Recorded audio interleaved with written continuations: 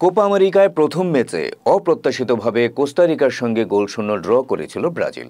এতে মন ভেঙে গিয়েছিল ব্রাজিল ভক্তদের। তবে নিজেদের দ্বিতীয় ম্যাচে প্যারাগুয়ের বিপক্ষে স্বরূপে ফিরেছে বিশ্ব ফুটবলের পরাশক্তি ব্রাজিল। ভিনিসিয়াস জুনিয়রের জোড়া গোলের জাদুতে প্যারাগুয়েকে 4-1 গোলে উড়িয়ে দিয়েছে তারা। শনিবার লাস ভেগাসের অ্যালিগায়েন্ট স্টেডিয়ামে গ্রুপ পর্বের দ্বিতীয় ম্যাচে এই জয় পায় সেলেসাওরা।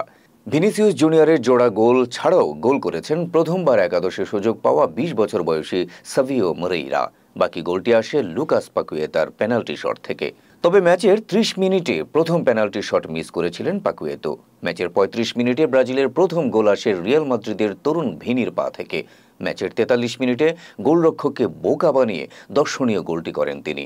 প্রথমার্ধের শেষ বাঁশি বাজার আগে আবারও গোল করে দলকে ৩-০ লিড এনে দেন ভিনিসিয়াস।